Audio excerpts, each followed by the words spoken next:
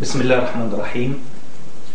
أولا أريد أن أهنئ الشعب الشبابي العظيم، أهنئ شهداء الحرية، أهنئ الشرفاء الذين جعلوني أفتخر ورأسي عاليا وأقول أنا تونسي في غربتي شرفتموني يا أبطال. إني المسمى عبد الرحمن بن محمد صقير من متساكني مدينة أكودا ولاية سوسة. إني الحارس الخاص لبن علي، انضممت إلى أمن رئيس الدولة سنة 88، متحصل على درجة الثالثة في طلائع أمن رئيس الدولة، وهي أعلى درجة موجودة في سلك الأمن الوطني، متدرب على يد القوات الخاصة الأمريكية، وحيث أقسمت منذ انضمامي إلى السلك أن أحافظ على السر المهني، وهذا ما التزمت به طوال فترة بن علي في الحكم. والآن وبطلب من بعض الشرفاء قررت أن أنزع الخوف عن نفسي، لأنني تعلمت من أبي رحمه الله أن أحترم نفسي قبل أن يحترمني الناس، وإن السكوت وعدم كشف الحقيقة على ما كنت أعرفه سابقا لا يعتبر إفشاء للسر المهني، بل يعتبر خيانة عظمى للوطن لمن يتستر على عدم كشف المستور، خاصة في الوضع الراهن والصعب التي تمر به تونس. لقد قمت في شهر جانفي من سنة 91 حوالي الساعة 1:30 صباحا بعملية اقتحام منزل القائد الفلسطيني هايل عبد الحميد الملقب بأبو الهول، الذي كان من قادة أمن منظمة التحرير الفلسطينية الكبار، والذي استشهد مع القائد صلاح خلف أبو إياد والشهيد فخري العمري أبو محمد بعد أن تم اغتيالهم عن يد الحارس الشخصي المسمى حمزة أبو زيد في ضاحية قرطاج حنابعل. وبعد إطلاق ناري متبادل بيني وبينه، قمت شخصيا بإيقافه حيا، وقمت بتحرير الرهائن من دون سقوط أي ضحية أمام ذهول الفرقة الخاصة لمقاومة الإرهاب ببوشوشة، وقمت بتسليمه بنفسي إلى الإدارة العامة لأمن رئيس الدولة بقرطاج الرئاسة. وما رعني إلا أن طلب مني عبد الرحمن بن حاج علي وبطلب من زين العابدين بن علي شخصيا أن أتخلص من القاتل. افتكرت أنه طلب مني أن أسلمه لأمن الدولة للتحقيق معه، وما راعني إلا أن أخبرني أنهم يريدون اغتياله بطريقة أو بأخرى، على أن نقول أنه حاول افتكاك سلاح والهرب. عرفت بعدها أن حارسه الخاص هو عميل جندته المخابرات الإسرائيلية، وطلب مني أن أغتاله حتى يموت سره معه، وحتى قبل وصول طائرة الرئيس الشهيد ياسر عرفات إلى مطار قرطاج في نفس الليلة الاغتيال. وهذا ما لا أفعله، حيث سلمته حوالي الساعة 4 صباحا إلى فرقة أمن الدولة بوزارة الداخلية. وعرفت بعدها أن زين العابدين بن علي له يد مع المخابرات الإسرائيلية، ولم يتخذ في شخصي أي إجراء تأديبي وقتها. لقد رفعت تقريرا مفصلا مدعم بالأدلة الملموسة والقرائن عن طريق المدير العام عبد الرحمن بن حاج علي، أنذاك أعلمته فيه بالفساد والخروقات والتجاوزات من كبار ضباط أمن الرئيس من حرس وأمن وطني، وعن كمية الذخيرة والأسلحة التي كانت تخرج خلسة من قصر الرئاسة بقرطاج بدون استلام وتسليم أو مراجعة عددها أو قوائمها، أو حتى بدون إصدار أو استصدار أمر مهمة أو حركة ربط من قاعة العمليات أو قاعة العمليات الرئاسة أو قاعة العمليات بالداخلية. هذه الأسلحة من نوع PKC، فال، M4 وبندقية قنص ريمينغتون، ويتم وضعها وجمعها بقصر المرسى، علما أني لم أتلقى إجابة أو تفسير، ولم يتم حتى سماعي ضمن محضر بحث في الموضوع. وبعد فترة وجيزة طلب مني أنذاك أن أدرب وأكون خلايا وميليشيات تجمعية تسمى بفداء زين العابدين بن علي، مهمتها حماية الرئيس المخلوع وزوجته ومصلحتهما وممتلكاتهم الخاصة بجميع أنحاء تراب الجمهورية في حال وقوع عصيان مدني أو محاولة لقلب نظام الحكم بالقوة، على أن تتولى هذه الفرق السيطرة على الوضع بتونس وتأمين الحماية لبن علي وأقاربه، وذلك بتجنيد أكبر عدد ممكن من الشباب للغرض نفسه، علما أن هؤلاء الميليشيات هي من غير موظفي سلك الأمن الوطني. وتم دراسة الفكرة والتخطيط لها في اجتماع مغلق بمكتب المدير العام لأمن رئيس الدولة، وبحضور محمد علي المدب محافظ أول محمد علي المدب رئيس فرقة المرافقة، وناجي الجويني الكاتب الخاص لعبد الرحمن بن حاج علي، والرائد محمد رزام، وبحضور وأؤكد وكان ذلك بحضور علي الصرياطي، بالرغم أنه في تلك الفترة لا ينتمي لأمن الرئيس بل مدير الأمن الوطني بوزارة الداخلية، إنما كانت تردداتها على القصر عديدة، وهو الذي اقترح على بن علي في الاجتماع فصل أمن الرئيس عن وزارة الداخلية حتى نكون بعيدين عن الأنظار، وأن هناك فندق مهجور بمنطقة رواد كان واحدا من الخيارات التي طرح في الاجتماع كمقر لتدريب هذه الميليشيات والتي كانت تحت تصرف أمن الرئيس في تلك الفترة. وأتمنى أن يسامحني كل هؤلاء على ذكر أسمائهم، لأن الوضع يتطلب أن يتحمل كل واحد مسؤوليته أمام الله وأمام الوطن. حيث رفضت مبدأ الفكرة وعصيت الأوامر ورفعت في الشأن تقريرا للرئيس المخلوع قلت له فيه حرفيا إني مستعد أن أكون فداء للوطن دون سواه، وإني من عائلة مستقيمة والخط المستقيم لا يعوج أبدا. وتم إمضائي على تعهد والتزام للمحافظة على سرية الاجتماع على أن أحاكم بتهمة المساس بالأمن القومي وتعرض حياة الرئيس للخطر في حالة إفشاء ما تضمنه اللقاء من مواضيع وأفكار. أن الرئيس السابق بن علي كانت له علاقة بليلى طرابلسي قبل الزواج بمدة طويلة، وكان الرئيس يحرص أن لا يعرف أحد بموضوع العلاقة حتى أقرب مستشاريه، وكان يجتمع بها في بعض الأحيان بقصر المرصى وبدار السلام الموجودة داخل القصر الرئاسي بقرطاج، والتي كان بن علي يستعملها لملذاته الشخصية. وكنت شاهدا على صفع الرئيس من طرف زوجته ليلى وهي مخمورة ورفضت الخروج من السيارة أو الكف عن الصياح، مما أجبرني أن أحملها في حملتي وأدخلها إلى بهو دار السلام دار الضيافة. وكان سبب الشجار أنها تريد من الرئيس أن يعين أخاها الأكبر بن حسن الطرابلسي كمستشار له، الأمر الذي رفضه بن علي خشية أن يفتضح أمره. وفي مناسبة أخرى تم شجار بينهما وصل إلى حد الانهيار عصبي لليلى، سببه رفض بن علي الاعتراف بمولود غير شرعي منها قبل فترة الزواج.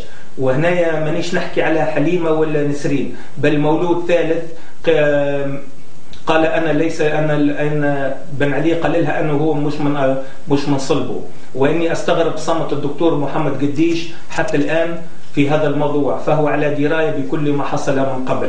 أريد أن أبين للشعب أن الصندوق التضامن المعروف ب 26 لما يتم أحداثه لمساعدة العائلات المعوزة كما قيل لكم، بل بقرار وبضغط من ليلى طرابلسي على أن تتم تحويل عائداته 50% من عائدته إلى ليلى وأخواته.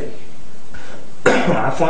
وكنت شاهدا على وعد بن علي لزوجته بإحداث هذا الصندوق، كما كانت ليلى تتسلم على إثر زياراتها المتتالية لبن علي على حقيبة يدوية تحتوي على مبالغ مالية متفاوتة لا أقدر أو أحددها بالضبط، مع نعتها المتواصل لزوجة بن علي الأولى بالفجور ونعوت أخرى أستحي أن أعيدها على مسامعكم، علما أنها كانت مدمنة على تعاطي المخدرات وأؤكد مادة الكوكايين، وكان بن علي دائما ينصحها على الكف على تعاطي هذه المخدرات. وبعدها تم نقلي إلى سلك الحرس الوطني، وقمت بتشريف سلك الأمن الوطني في المحافل الدولية والقومية وفي عيد الأمن الوطني والتلفزة التونسية، وكل قوات الحرس الوطني الشرفاء منهم فقط يشهدون بذلك، وكل من تخرج من مدرسة الحرس الوطني ببير بورقبة من حماية مدنية وسجون وأصلاح وديوان يشهدون بذلك أيضا. والآن سأقص عليكم سبب استقالتي من الحرس الوطني، وراح هنا مش نحاول نتكلم شوية بالدارجة. كنت أتقبل عزاء والدي في يوم الثاني جاني الحرس إثر برقية من الإدارة العامة لجلبي مغفورا لغيابي عن العمل لسبب غير شرعي، ووقفوا لي شهريتي حتى والدي ما قيتش باش نخرجه، والله يخلي ولاد الحلال لو وقفوا معايا. اتصور واحد قاعد يتقبل في عزابوه جايينه الحرس يهزوه مكبل اليدين أمام عائلته وأصدقائه، ورفضت الانصياع لهم. وفي اليوم الثاني ذهبت إلى منطقة الحرس الوطني وقدمت طلب استقالتي إلى الرائد المنصف المجيدي آنذاك، علما أنه من أشرف الضباط الذي عرفه الحرس الوطني. كتبت لهم في استقالتي حرفيا أن الحرس الوطني الذي أوقف لي جرايتي ويريد أن يأخذني مغفورا وأن أتقبل عزاء والدي لا يشرفني أن أنتمي إليه، وهذا مدون عندهم بمطلبي. وبعد أن رفضني بلدي ودوست كرامتي فيه خرجت إلى بريطانيا، وفي سنة 2003 عملت في أفغانستان كحارس خاص للسفير الاتحاد الأوروبي، حيث تعرفت على بنت أفغانية كانت تعمل بقسم الحسابات بالمفوضية الأوروبية، وأعجبت بها وتحول ذلك الإعجاب إلى حب. وقد أحسست في تلك الفترة أنني كبرت في السن، وكان بالسهل علي أني باش نتزوج نجيب واحدة مسيحية ولا بريطانية ولا يعني يهودية، ولما فكرت في الاستقرار قلت نجيب واحدة يعني على ديني ونجيب منها ذرية صالحة، وما راعني إلا أن السلطات في تونس رفضوها جملة وتفصيلا، وقالوا لي احجز لها تذكرة وصفرها. يا ولدي أعطوني أسباب لماذا، قولوا لي إذا هي مورطة ولا عندها تقارير سرية تقول أن يعني تنتمي إلى ولا عندها نشاط إرهابي، أنا مستعد نطلقها توا ونصفرها، أنا مستعد. وما أحدا سمعني، ووقع اقتحام بيتي عنوة من طرف السلطات لأخذ زوجتي مني، ودفعت على شرفي بقوة، ووصلت حتى أن أبكي، والرجل الذي يبكي يعني أنه مقهور، وما فماش باب ما دقيتوش، وما فماش مسؤول ما قبلتوش. يا ولادي مرتي وقد تم البناء الجمع والبناء بها، وإذا ترجع لأفغانستان في الوقت هذا وهي حامل ورجلها مش معاها مش يعدموها، وما سمعني أحد، إلى أن وصل بي الأمر أن فكرت أن أحرق بيتي ونفسي وزوجتي وابنتي، وإنما خفت من غضب الله وعذاب جهنم بعدما جعلني بنعلي ونظامه مثل شيطان أخرس لا يحق لي أن أسمع لا أتكلم أو حتى أن أرى، وسلبت حريتي ودوست كرامتي، الأمر الذي جعلني أفكر أن أعرض نفسي على طبيب نفساني، ولكنني لم أفعل حتى لا أتهم بالجنون وأعطي الفرصة لهؤلاء المرتزقة للنيل مني. وبالرغم من كل هذا وبالرغم من كل ما حصل لي لازلت متشبثا بوطني وبتونس، ودائما أقول بلادي وإن جارت علي عزيزة. انظروا يا من قمت بكتابة تقارير سرية على زوجتي، هل هذه هي إرهابية؟ هذه زوجتي الأفغانية التي يخاف منها نظام جمهوري قائم. هذه زوجتي باللباس التقليدي.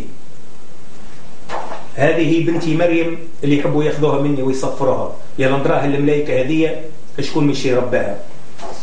هذه مريم في صورة أخرى. حسبي الله ونعم الوكيل فيكم. وأنه أريد أن أقول لعوائل الشهداء والأحرار في تونس أن ما فعله أبناؤكم من تضحيات سيظل خالدا في قلوبنا لا يموت وسيذكره التاريخ. وبالمناسبة أريد أن أنبه شباب الانتفاضة والتحرير إلى شيء هام، لا تتركوا حماسكم يتغلب عليكم، وتذكروا دائما أن الأمن الوطني سواء كان من سلك الحرس الوطني أو الشرطة أو أمن الدولة أو أمن الرئاسة ليس لهم ذنب فيما حصل ولا للتعميم رجاء، فبهم نسبة كبيرة شرفاء حتى أكثر منكم ومني، وهم أمرياء من دم الشهداء، وأن التجاوزات الفردية لا تعبر على السلك بصفة عامة. وأريد أن أقول للسيد وزير الداخلية أحمد فريعة: موظف الأمن الوطني يتوسم فيك خيرا يا سيد الوزير، وهم في حاجة إليك، علما أن حقوقهم لهم مهدورة من طرف عملاء النظام السابق التي كانت ولا تزال ماسكة إلى حد هذه الساعة بالمناصب العليا بالإدارة العامة للحرس الوطني والأمن الوطني. وأتمنى أن تلتقي بمحافظ الشرطة وضباط الحرس الوطني خريجي دورات 90 وانت راجع. اعتمد على الشباب والمثقفين منهم فقط يا سيد الوزير، استمع إليهم بصراحة ماذا يعاني عون الأمن من مشاكل، واسمع اقتراحاتهم. لماذا عون الأمن الذي استشهد وأصيب هو أيضا في الثورة لم يتكلم ولم يتطرق له أحد، لأنه ممنوع عن الكلام ولا التظاهر السلمي ولا المطالبة بحقوقه؟ سيد الوزير، نترجى من سيادتك فتح ومراجعة عديد الملفات المتراكمة لموظفي وزارة الداخلية، خاصة الذين وقع عزلهم من العمل بدون سبب شرعي، فهذه العوائل أمانة في عنقك وعنق كل مواطن شريف بتونس. يا سيد الوزير، رجاء لا تتسرعوا في الحكم على أحد ما، وما تضحيوش بأي شخص ككبش فداء باش تسكتوا الرأي العام والشارع التونسي، حيث سمعت وأنا أتابع الأحداث عن كثب أن العقيد عدنان الحطاب الذي يعمل بأمن رئيس الدولة هو من عائلة شريفة وولد أصل، وحتى أشرف مني أنا شخصيا، وحسب معرفتي به أنه من الباب المستحيل أن يتورط أو يتآمر على أحد أو مع أحد، فهو شخص تحرري ديمقراطي متسامح ويحب الخير للناس قبل أن يحبه لنفسه. وكذلك هو الحال للمحافظ الشرطة الأول عادل الطويري. أن المشكلة الحقيقية بين العون الأمن والمواطن تكمن في عدم التواصل بين الطرفين. لماذا المواطن اللي يمشي إلى مركز الشرطة تقولش عليه ماشي إلى جهنم؟ وفي هذا السياق اقترح تفعيل دورات وزيارات ميدانية للمواطن العادي للمراكز ومناطق الأمن الوطني للتعريف بواجبات عون الأمن. أن دور عون الأمن هو إبداع وليس قمع وتسلط. أن مشكلة العون تتمكن أنا منذ أن تخرج لم يتلقى دورات متابعة في اختصاصه، ولو كان فرق الحفظ النظام البوب تربصات دورية لما وقعت هذه المهزلة وهذا الانفلات الأمني، وتبين هذا بالكاشف أثناء الأحداث الأخيرة، لا تناسق لا تشكيلات ولا خطة عمل. أني أقترح تفعيل والتكثيف من الدورات الأمنية سواء كانت في تونس أو في الخارج. حاولوا أن تركزوا على التخطيط الأمني للضباط وتنمية مهارات التفكير الإبداعي للقائد الأمني في جميع المجالات، خاصة منها مجال رسم الخطة الطارئة الاستراتيجية الأمنية والدورات البيداغوجية للعون. إن من الضروري أن تقوم وزارة الداخلية بتكوين ضباط من كافة وحدات الأمن الوطني وتدريبهم على إدارة العمليات الأمنية خلال التهديدات، ووضع تقدير الموقف الأمني وكيفية اتخاذ القرارات، بالإضافة إلى وضع خطة العمليات والطوارئ والأمن الشامل في المؤسسات الحكومية والسيادية الهامة. وضع تسلسل الإجراءات الأمنية الفعالة ضمن الاستراتيجية الأمنية الشاملة في الإدارة المؤسسات الأمنية وتنظيم العلاقات بالمؤسسات الأخرى، وكيفية إجراء التخطيط للكوادر البشرية للمواقع الهامة. علما سيدي وزير الداخلية أنني لما رفضتني السلطات عملت حارس خاص لأمير من العائلة المالكة بالخليج، ثم سافرت بعدها لبريطانيا أين تحصلت في ظرف لا يتجاوز 3 سنوات، تحديدا سنة 2001 على رتبة أفضل حارس أمني بلندن، وفي سنة 2002 أفضل حارس أمني في بريطانيا العظمى، وتم تكريمي من طرف وزير الداخلية مباشرة هناك، حيث تحصلت أثناء الحفل على جائزة مالية قيمة جدا أهديتها علنا أثناء التكريم إلى منظمة إسلامية بلندن لمساعدة أطفال العراق. وفي سنة 2004 عملت بأفغانستان كحارس خاص لسفير الاتحاد الأوروبي هناك، وبعدها مستشار أمني بالمفوضية الأوروبية بلبنان، ثم التحقت بالعراق ضمن قوات متعددة الجنسيات كخبير استراتيجي في الاستشارات الأمنية في الشرق الأوسط. والآن أني أعمل مدير أمنية بالعراق لحماية الشخصيات ونزع الألغام وتقديم الدعم اللوجستي للجيش العراقي والقوات المتعددة الجنسيات. وبالرغم من هذه النجاحات والخبرات التي اكتسبتها يؤلمني ويحز في نفسي أن بلدي لا تستفاد مني، وأني مستعد أن أضع كامل إمكانياتي وخبرتي واتصالاتي في المساعدة في تنفيذ هذه الدورات، سواء كان هذا داخل التراب التونسي وخارجه. وإني سأرفع قضية تعويض على الإدارة العامة لأمن رئيس الدولة في شخصها السابق زين العابدين بن علي للضرر المادي والمعنوي الذي لحق به. ممكن يقول واحد منكم هذا استغل الوضع وبدأ يلفق في الحكايات ويفدش على الانتقام والريفانش ويلوج على الفلوس، أنه كل من يعرفني أن إنسان طيب، وأنا من الجماعة هذم ما عنديش حكاية الفلوس، ويعرف أنني كريم ونساعد المحتاج إذا قصدني، وسأتبرع بالمبلغ الكامل إذا أنصفني القضاء إلى عائلة محمد البعزيزي لتحسين وضعيتهم إن شاء الله، والله على ما قول شهيد. عاش تونس حرة مستقلة، عاش شباب تونس وعاش الشرفاء منهم، والسلام عليكم ورحمة الله.